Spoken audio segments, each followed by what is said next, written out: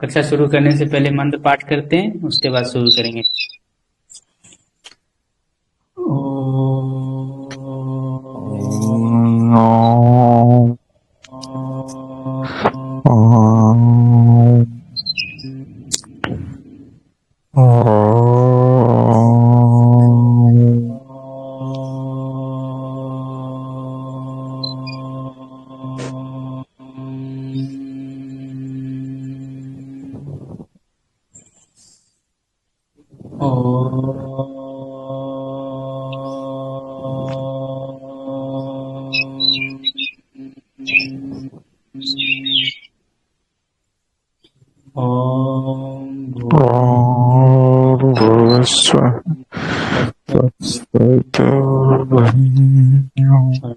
भर्गो देवस्य धीमहि धियो यो न प्रचोदयात्।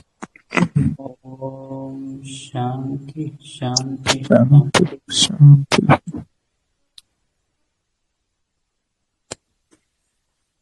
जी, तो कल हम लोगों ने वात के बारे में जाना था।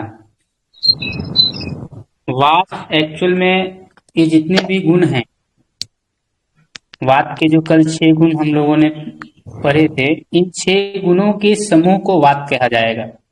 वात का केवल मतलब वायु नहीं है, पित्त का केवल मतलब आग नहीं है। ये बात आपको समझनी पड़ेगी। वात इन सभी के समूहों को कहा जाता है, ठीक है। अगर किसी को ठंडी लग रही है तो हम बोलते हैं वायु बढ़ गई है, तो वायु बढ़ गई है मतलब वायु का शीत गुण बढ़ गया है, अंश में वहां पे बढ़ गया है। ये हमें समझना पड़ेगा, ठीक है। लोगों को समझ आए आसानी से, इस करके मोटा मोटी कथन के तौर पर वात का मतलब वायु ले लेते हैं, पित्त का मतलब आग टाइप से ले लेते हैं समझने के लिए। लेकिन ये आपको समझनी पड़ेगी कि वात इन 6 गुणों के, जो रूक्ष लघु शीत खर सूक्ष्म जल जो हम लोगों ने कल पढ़ा था, उन 6 गुणों के समूह को वात कहा जाता है। राम अवतार जी, वात के गुण बताइए।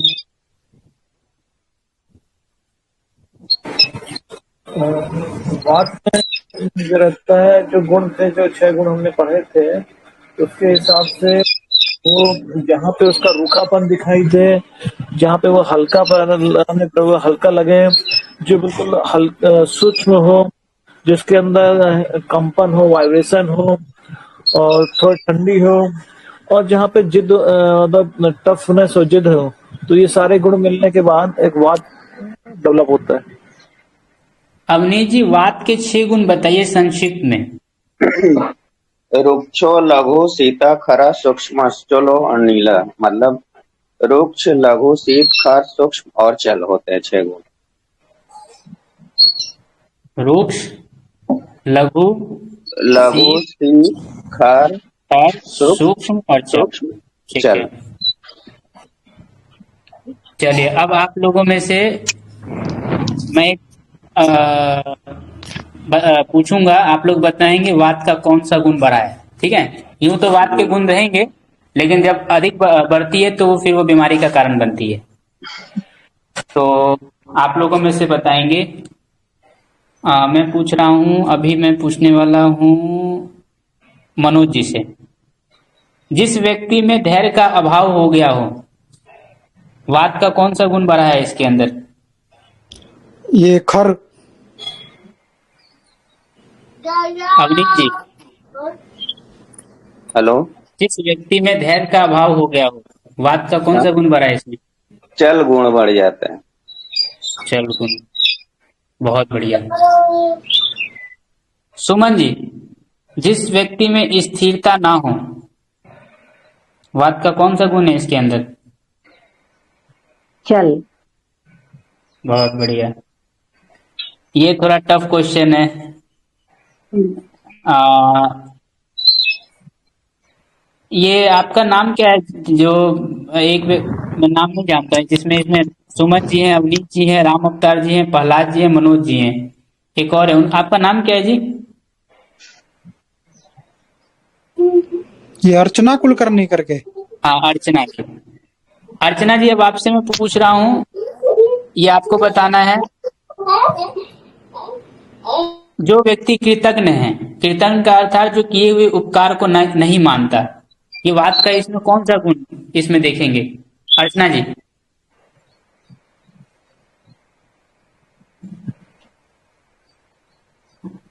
अवनीत जी? खर गुण। वेरी गुड, बहुत बढ़िया। जिसकी शरीर में सिराएं फैली हो, वात का कौन सा गुण इसमें? अब मैं पूछूंगा ये प्रहलाद जी से। जिसकी सिराएं फैली हुई हो, ये वात का कौन सा गुण? सिवाय फैली फैली हुई हो, सिवाय मतलब जो समझाने में। जो नस नाड़ियां जो फैली हैं, वो वात का कौन सा गुण है इसके अंदर? ये सूक्ष्म गुण। वेरी गुड, बहुत बढ़िया। राम अवतार जी, जो अधिक बोल रहा हो, वात का कौन सा गुण है? जो अधिक बोल रहा हो वो चल गुण होगा। चल गुण, बहुत बढ़िया। अजय जी, जो तेज चलने वाला हो, वात का कौन सा गुण इसमें बड़ा है?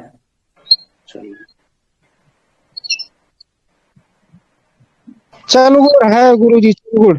बहुत बढ़िया। हाँ। सुमन जी, बहुत भ्रमणशील करने वाला हो जो, उसके अंदर वात का कौन सा गुण है बढ़ा हुआ?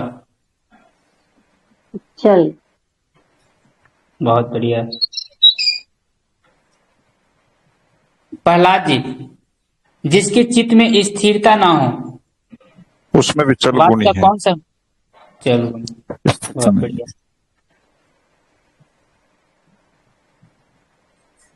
अर्चना जी, जिसका मन, बुद्धि और दृष्टि स्थिर ना हो, वात का कौन सा गुण है इसके अंदर?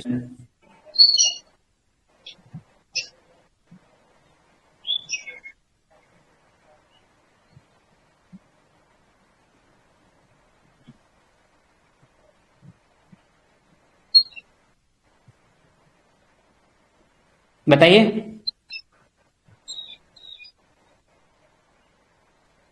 अर्चना जी, राम अवतार जी, इसमें इनका खर गुण है। जिसके मन, बुद्धि और दृष्टि में स्थिरता ना हो, चल और गुण खर है। आएगा ना, खर हट। चल गुण, चल चल गुण, गुण। स्थिरता नहीं, चंचल है ना। अब ये बताइएगा, जो शरीर से पतला हो, इसके अंदर वात का कौन सा गुण है प्रहलाद जी? लघु गुण। लघु गुण है जी। लघु गुण। शरीर से पतला, हाँ लघु गुण। लघु गुण, बहुत बढ़िया।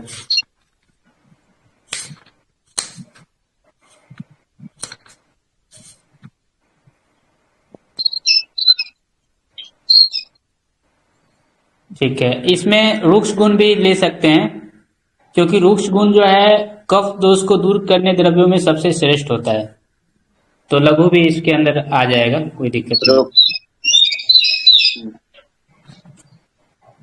तो अब हम लोगों ने कल वात के गुणों के बारे में समझा था, आज हम लोग पित्त के बारे में जानेंगे। तो मनोज जी, हाँ जी। तो 11वां श्लोक से शुरू करिए पित्त हाँ से। जी। पितम स्नेहति क्षोषणम लघु विश्रम सरम द्रवम।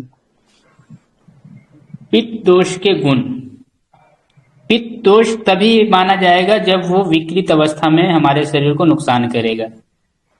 वात, पित्त और कफ ये एक्चुअल में धातु भी होते हैं, क्योंकि ये शरीर को धारण करते हैं, और जब ये विकृत अवस्था में या घटते हैं या बढ़ते हैं तो इसलिए ये दोष माना जाता है, क्योंकि ये अब हमको नुकसान पहुंचा रहे हैं, हमें दुख पहुंचा रहे हैं।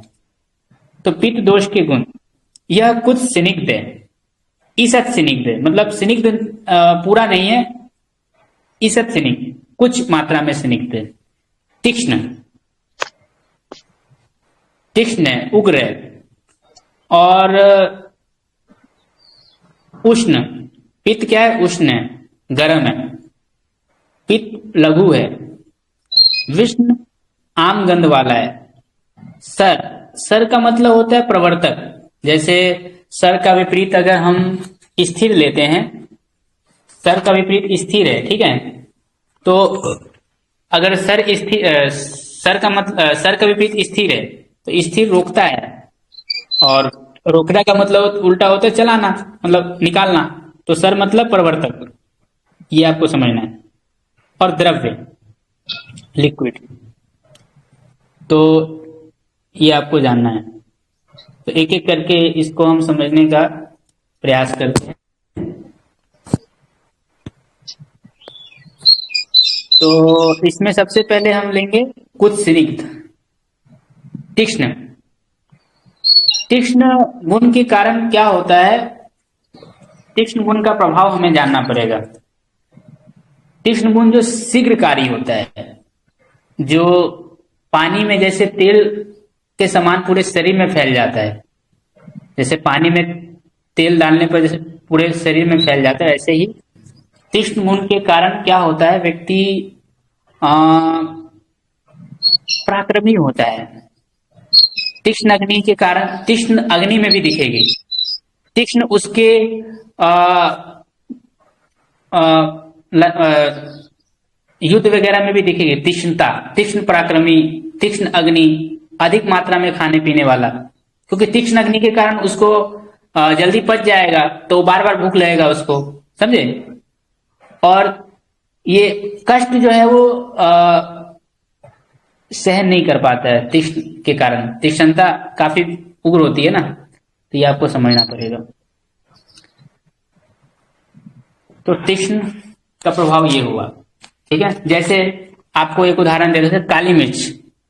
काली मिर्च वगैरह आप खाते हो, या मिर्ची ज्यादा खा लेते हो तो आंख से आंसू निकालता है। तो ये कौन से गुण के कारण आंख से आंसू निकला? ये पित्त के कौन से गुण के कारण? राम अवतार जी, इसमें तीक्ष्ण गुण के तीखापन है ना। तीक्ष्ण गुण के कारण। मतलब पित्त है उसमें, लेकिन पित्त के तीक्ष्ण गुण के कारण आंख से आंसू उसमें निकला, समझे। तीक्ष्णता ने आंख से स्राव करा दिया, शीघ्र शीघ्र प्रभावित कर दिया, समझे। तो ये आपको जानना है। अब उष्ण, अब उष्ण के बारे में तो आप जानते ही हैं। उष्ण, उष्ण मतलब होता है गर्म। तो उष्ण गुण आपके बॉडी में गर्मी करेगा। अगर आपको गर्मी लग रही है अधिक, तो पित्त के कौन से गुण के कारण गर्मी लग रही है? उष्ण गुण के कारण। कोई उष्ण गुण गर्मी के सहन, कारण। कोई गर्मी से किसी को सहन नहीं हो रही है, तो पित्त का कौन सा गुण उसके अंदर ज्यादा बढ़ गया है? उष्ण गुण।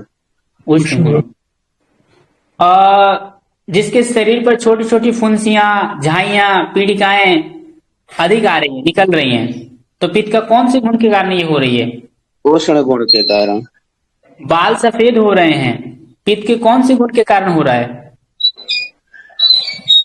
उष्ण गुण के कारण।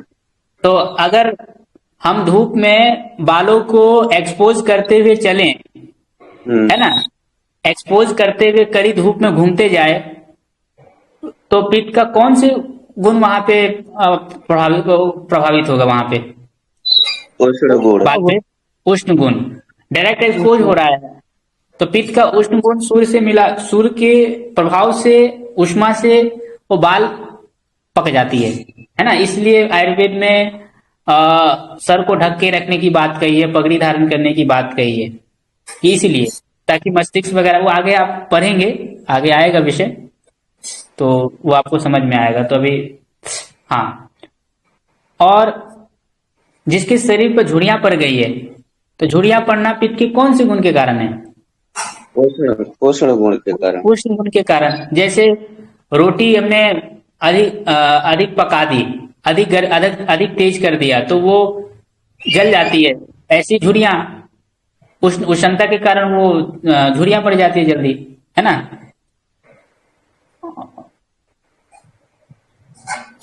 किसी के दाढ़ी, मूंछ और सिर के बाल कोमल हैं, तो पित्त के कौन से गुण के कारण?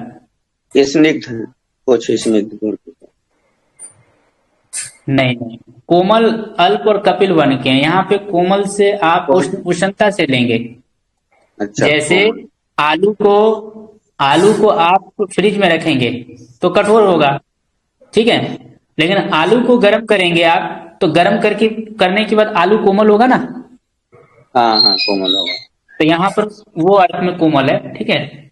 अच्छा। कोमल यहाँ स्निग्ध मृदु लेंगे। अगर मृदु बोलूं तब आप बोलिएगा कि स्निग्ध गुण के कारण, समझे। ओके। अच्छा, अभी हम लोगों ने उष्ण गुण पे चर्चा हो रही है, ठीक है। उष्ण समझ में आ गया। लघु, वही लघु के बारे में, जो लघु मतलब जो लाघव, जो लघुता पैदा करता है शरीर में, ठीक है। तो वो कल चर्चा हो गई थी। अब आमगन, विष्णु। विष्णु का एक मतलब मिनट, होता है वैज जी, एक चीज पूछना है हम्म, कि जैसे अगर लघुता रहेगी तो शरीर में, तो हम कैसे जानेंगे कि ये पित्त गुण के कारण है कि वात गुण के कारण है?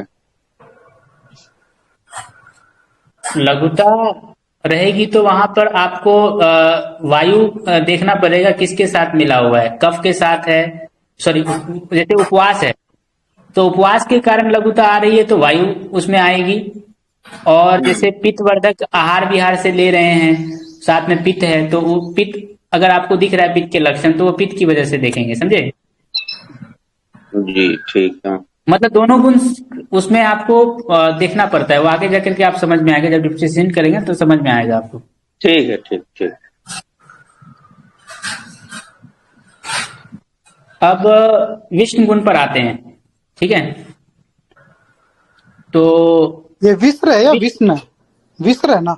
हाँ, विस्त्र, विस्त्र। सॉरी, हाँ।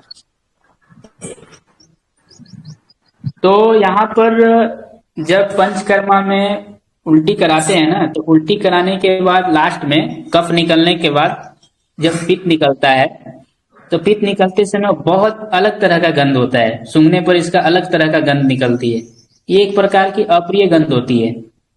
और इस ये आपको जो है यहाँ से आपको विस्त्र गंध का ज्ञान होता है, ठीक है। जो अप्रिय गंध, आम गंध वाला गंध का यहाँ पे ज्ञान होता है। और इसी गंध के कारण पसीना से जो दुर्गंध आती है वो इसी आम गंध के कारण आती है, ठीक है। जैसे कांख से दुर्गंध आना, मुंह से दुर्गंध आना, सिर से, शरीर से जो दुर्गंध आती है वो पित्त के कौन से गुण के कारण आती है, रामकर जी? अभी मनोज जी, आपने इसमें बताया ना, पसीना जो आती है, जो कांख, मुख, सिर और शरीर से जो दुर्गंध निकलती है वो पित्त के कौन से गुण के कारण निकलती है, मनोज जी? तीक्ष्ण गुण। विश्र कौन गुण सा के गुण, मनोज जी? विश्र गुण के कारण। विष्णु गुण के कारण, वेरी गुड, बहुत अच्छे। अच्छा, सर। तो सर मतलब होता है, जैसे मैंने बोला, सर का विपरीत स्थिर होता है, ठीक है। तो स्थिर वायु और मल को निरोध करती है, और सर गुण के कारण वो प्रवर्तक होती है। तो अगर किसी का मल बार बार आ रहा है, साथ में पित्त भी है, तो पित्त के कौन से गुण के कारण वो मल निकल रहा है? वो सर गुण। अवनीश जी, सर सर गुण गुण के के कारण। कारण। बहुत बढ़िया। अगर किसी को पसीना ज्यादा आ रहा है, तो पित्त का कौन सा गुण बढ़ा हुआ है, विश्र। मनोज जी? सर नहीं नहीं, सर अस्थिर है वो, मतलब ज्यादा आ रहा है। प्रहलाद जी? अच्छा, पसीना जा ये रहा है आएगा तो उष्ण। उष्ण आएगा। गुण। पोषण गुण के कारण आ रहा है। अजय जी?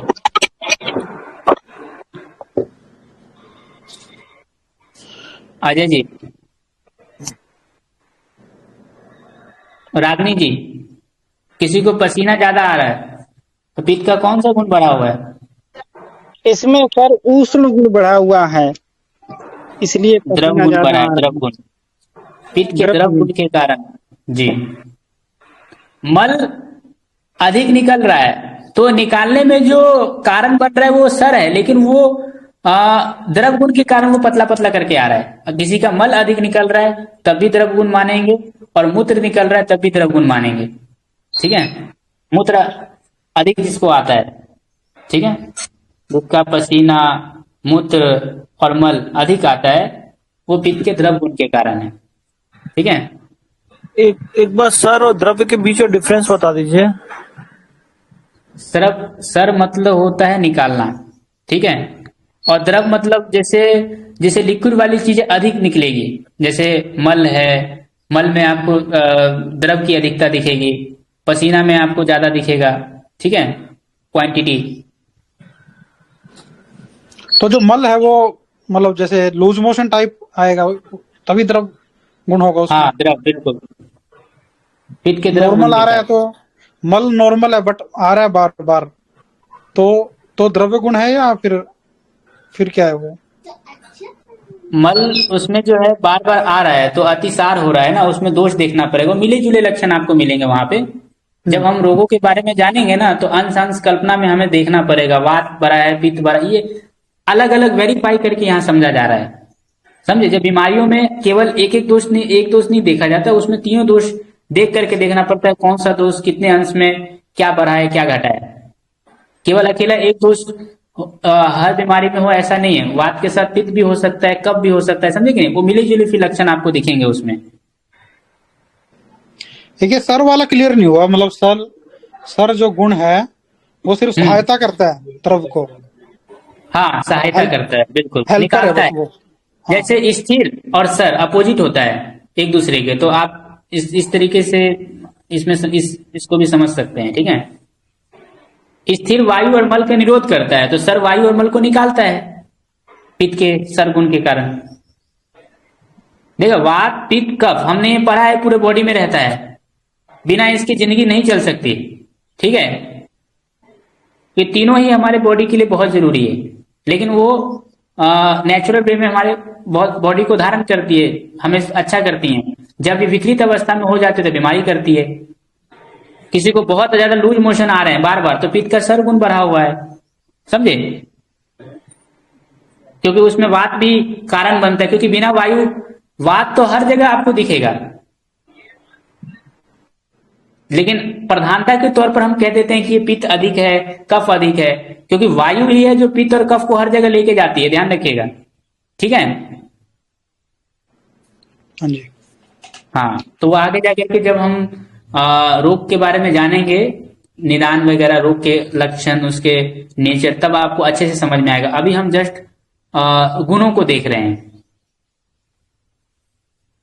पित्त के द्रव गुण के कारण जो है पसीना, मूत्र और मल उनको अधिक आता है, ये आपको ध्यान रखना पड़ेगा। ठीक है, और पित्त के द्रव गुण के कारण क्या होगा, जो ज्वाइंट होगी, जो ज्वाइंट में जो जोड़ होंगी और मांस होगा ढीला और कोमल होगा, ढीला ढीला।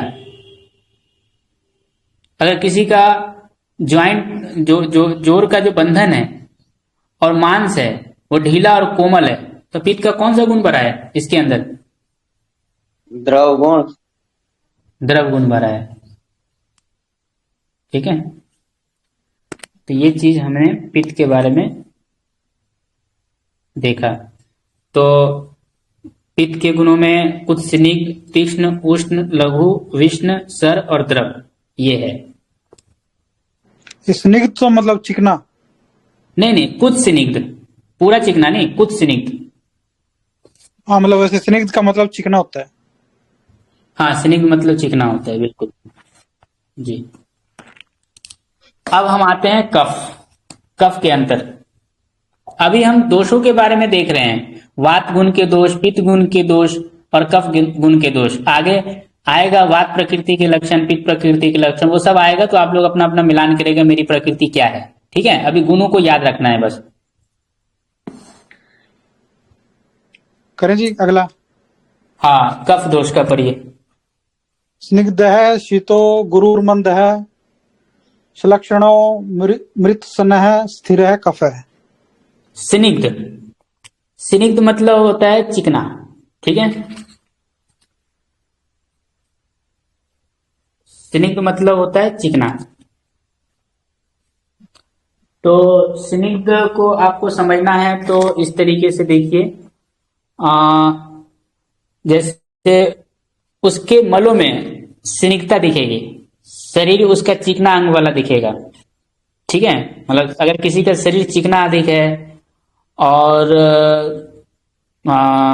स्नेह, अंगों में स्नेह है, ठीक है, स्निग्धता उसके आपको स्निग्धता उसकी बोली में भी दिखेगी, आवाज में आपको उसकी स्निग्धता नजर आएगी, ठीक है।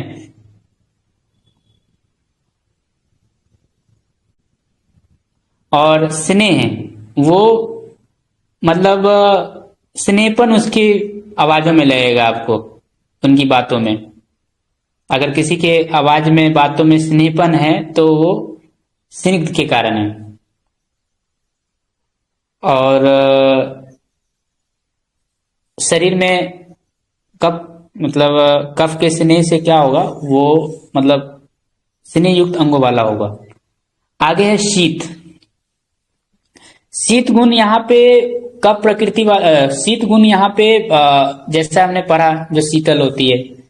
तो अगर मान लीजिए किसी को भूख कम लग रही है, प्यास कम लग रही है, गर्मी कम लग रही है, पसीना कम आ रही है, तो ये कौन से गुण के कारण हो रहा है?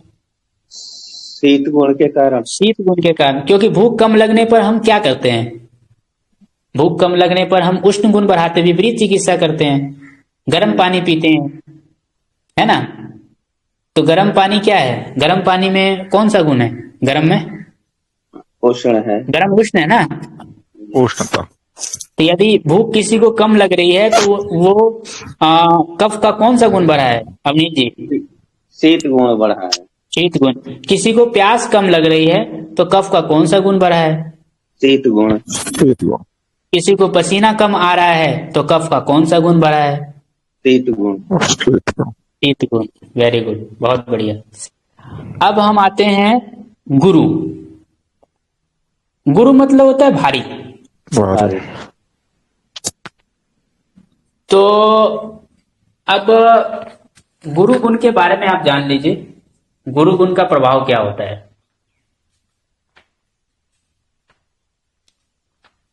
तो गुरु गुण जो है आपका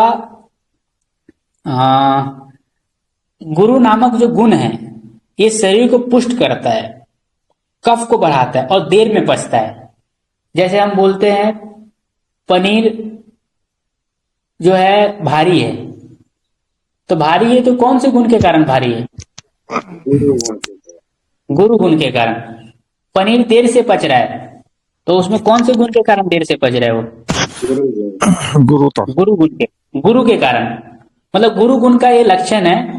गुरु गुण का आपको पता करना हो, गुरु का लक्षण, तो उसका लक्षण ये है, गुरु एक तो वात को शमन करता है, प्राय करके, कुछ अपवाद भी हो सकता है, प्राय करके गुरु नामक गुण वात को शमन करता है, शरीर को पुष्ट करता है, कफ को बढ़ाता है और देर में पचने वाला होता है। जैसे केला, केला शरीर को पुष्ट करता है, वेट बढ़ाता है, तो उसमें गुरु गुण मिलेगा, पचने में भारी होता है, ठीक है, ये आपको ध्यान रखना है।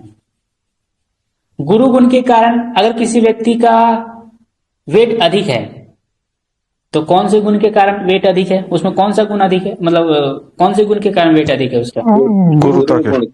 गुरुता आ गई इसके अंदर। बिल्कुल।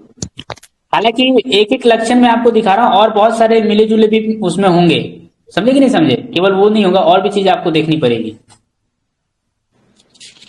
अब आते हैं मंद। मंद मतलब होता है सब कामों को विलंब से करता है, देरी से करता है। गुरु गुण के कारण अगर कोई व्यक्ति धीमे चल रहा है, धीरे चल रहा है, स्वभाव से, स्वभाव उसका धीरे चलने का है, या लेकिन उसके कार्य में यदि स्थिरता है और गंभीरता है, तो कौन से गुण के कारण है? गुरु अवय मंद गुण के कारण। गुरु गुण के कारण, मंद गुण के कारण नहीं। मंद गुण के कारण वो क्या होगा ना, अगर मंद गुण होगा तो उसका मंद चेष्टा होगा, वो धीरे धीरे भोजन करेगा, सब काम धीरे धीरे से करेगा, वो सब काम में मनता दिखेगी उसके, समझे। जी। नेचर में, बाय नेचर में मैं कह रहा हूँ, नेचुरल वे में वो कोई अगर स्वभाव से, क्योंकि उसका वात प्रकृति है तो अपने हिसाब से वो कामों को धीरे धीरे कर रहा है, तो वो उसका चिकित्सा है, वो अपने गुणों को, नेचर को समझ के वो एक उसको कष्ट लगाना पड़ा, उसको मेहनत करनी पड़ी उस चीज के लिए। लेकिन जो स्वभाव से उसके अंदर, जो जिसके अंदर गुण है, उसको इस तरीके से मेहनत नहीं करनी पड़ेगी, तो बाय नेचर ही उसको मिल गया है, समझे। ये आपको ध्यान रखना है। तो मंद गुण के कारण, मंद गुण मतलब जो सब काम को देरी से करता है, विलंब से करता है, ठीक है। सलक्षण, सलक्षण जो होता है ये भी एक चिकना होता है, लेकिन आपको समझना हो सलक्षण गुण को तो जो स्नेह रहित चिकनापन होता है, स्नेह रहित चिकनापन। अब इसका उदाहरण आपको मैं, जैसे टाइल्स होती है ना, टाइल्स, फर्श जो सफेद रंग की मान लीजिए, वो चिकना होती है ना, उस टाइप का, उसको स्निग्ध कहते हैं, मतलब उसको सलक्षण कहेंगे, सलक्षण। जो स्निग्धता से रहित और कठोर होते हुए भी चिकना रहता है, उसको हम सलक्षण कहते हैं। तो टाइल्स में जो आपको चिकनापन दिखती है, वो कौन सा गुण उसके अंदर है जी? सलक्षण, सलक्षण गुण। और सलक्षण किसका गुण है? स्निग्धता को। कौन से दोष का गुण है सलक्षण? कफ दोष का। कफ दोष। अब आते हैं मृत्स्न। ये कोई इसमें जीव में कोई एग्जाम्पल है क्या? ये टाइल तो जैसे नॉन लिविंग थिंग होगी, तो कोई लिविंग थिंग का कोई एग्जाम्पल सलक्षण का? सलक्षण का लिविंग थिंग्स का आपको दिखेगा, बॉडी में कठोरपन है, लेकिन वो कठोरपन रुक्षता लिए हुए नहीं है, वो चिकना है। वो कठोरपन है लेकिन वो चिकना है, समझे। जैसे पहलवान का शरीर हो गया, जैसे पहलवान सब है, पहलवान सब जो एकदम बलवान सब होते हैं, जो तो सलक्षण गुण के कारण मजबूत रहते हैं। जिसके अंदर मजबूती है ना, जैसे बहुत सारे लोग स्वभाव से ही बहुत बलशाली रहते हैं, ठीक है, तो उनके अंदर सलक्षण गुण भी है। जैसे हाथी मान लीजिए, हाथी, ठीक है, ये दांत भी हो सकते हैं और हड्डी भी तो हो सकता है। हाँ, दांत और हड्डी। लेकिन ये अंगों पे मत घटाइए, क्योंकि हाँ वो भी हो सकता है, लेकिन अभी हम थोड़ा सा जो गुण है उस पर देखेंगे। आदमी पर मैं बता रहा हूँ, जैसे प्रभाव के तौर पर जैसे दिख रहा है जो स्पष्ट, ठीक है। अंगों में कौन कौन से दोष होते हैं आगे हम लोग देखने वाले हैं, कि दांत में कौन से दोष विद्यमान होते हैं, आंखों में कौन से होते हैं, ये सब देखेंगे हम आगे जाके, ठीक है। ठीक। तो सलक्षण समझ में आया। जैसे पहलवान सब जो होते हैं, मजबूती जिसके अंदर रहती है, वो कफ का सलक्षण गुण के कारण वो मतलब स्निग्धता रहित है लेकिन कठोर है, लेकिन चिकना है। मतलब स्निग्धता से रहित तथा कठोर होते हुए चिकना जो होता है, उसको हम सलक्षण कहते हैं, एज ए टाइल्स की तरह, समझे। अब हम आते हैं मृत्स्न। मृत्स्न का अर्थ टीकाकारों ने पिच्छिल लिया है, पिच्छिल। अब जैसे मान लो काई होती है, काई, जैसे साबुन हम कपड़ा वगैरह धोते हैं तो उसमें काई नहीं लगती है, पैर फिसलता रहता है। प्रहलाद जी, हाँ जी, हाँ जी, जो काई लगती है, पैर फिसलता है, तो वो हाँ, ठीक है। अगर पैर फिसल रहा है वहां पे, तो कौन सा गुण के कारण फिसला है वो पैर वहां पे, जो काई में, वो कौन सा गुण है? काई के अंदर कौन सा गुण?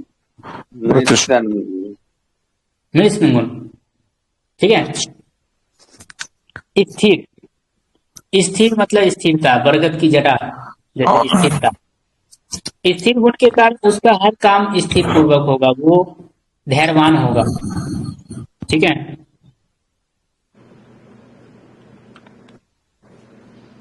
ये मृत्सन का एक बार दोबारा बताइए। मृत्स मतलब होता है पिच्छिल, क्या पिच्छिल। मतलब वो क्या है? जैसे काई वगैरह जैसे लगती है तो उसमें पैर फिसलता है ना, पिछलता जिसके अंदर है, पिछलता जिसके अंदर है, जैसे गेहूं का आटा, गेहूं का आटा में पिछल गुण होता है, चिलगम में पिछल गुण होता है ना। ये तिक्षित जो आप वर्ड समझ नहीं आ रहा क्या है ये जो आप बोल रहे हो ना, तिक्षित, ये वर्ड नहीं समझ में आ रहा। पिछल मतलब हो गया जो कोई चीज मूल रूप है, मूल रूप से उसका जो मतलब वो बच जाता है स्पेस। जैसे पानी कहीं जमा हो गया, जैसे बोल रहे हैं रोहित जी, पानी जमा होने के बाद में जो उसका गंदा हो जाता है, सड़ जाता है, तो काई बच जाती है। उसी प्रकार जैसे अनाज हो गया, ये अनाज को हम पीसेंगे, पीसने के बाद जब छानते हैं, जो छिलका बच जाता है, थोथा भाग जो बच जाता है, बेकार भाग, पीछे का भाग जो बच जाता है, वो पिछल होगा।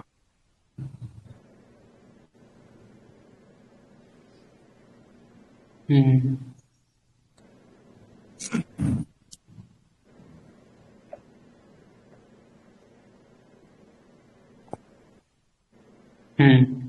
समझ में आया मनोज जी?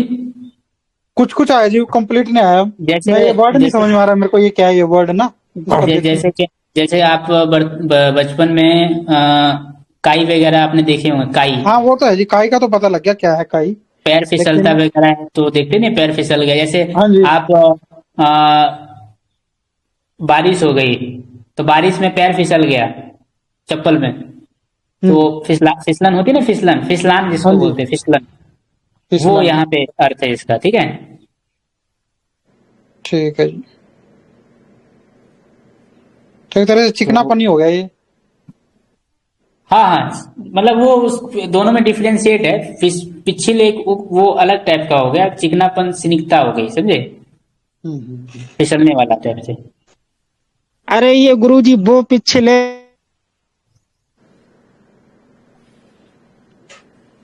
आवाज नहीं आ बड़ा रही है। गुदगुदा जैसा, बड़ा गुदगुदा जैसा लगता है, ये पिछल दोष होता है। आवाज आ रही गुरुजी? हाँ जी, हाँ जी, बोलिए। जैसे किसी को सूजन आ जाती है पैर में और उसके उंगली से दबाओ तो दबने पर गड्ढा बन जाता है, और उसका अगर पैर अगर छुओगे तो बड़ा गुदगुदा जैसा लगेगा। यहाँ पर ये पिछल गुण लगता है सर गुरुजी। नहीं नहीं, वो वहां पे वो चीज नहीं आएगी, वो दूसरा है, अर्थ है वहां पे। पिछिल अच्छा का अच्छा। अर्थ होता है चिपचिपा, ठीक है, जो फिसलने वाला, जो मैंने काई वाला बताया वो अर्थ लीजिए। बाद में जब हम रोग वगैरह के बारे में जानेंगे तो उसमें आपको समझ में आएगा, ठीक है। अच्छा अच्छा। तो अभी हमने मृष देखना। स्थिर, स्थिर जो होता है वो स्थिर हो जाती है, मतलब स्थिरता उसके अंदर, अगर किसी के अंदर स्थिरता है तो वो स्थिर गुण उसके अंदर वो लिए हुए है, ठीक है। और स्थिर जो है वायु और मल को स्थिर करता है, वायु मल का निरोध करता है स्थिर गुण, और सरगुण उसको निकालता है।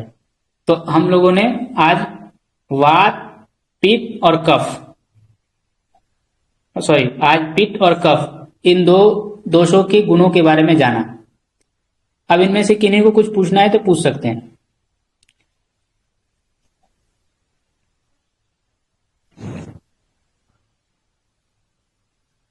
राम अवतार जी, पूछना है कुछ?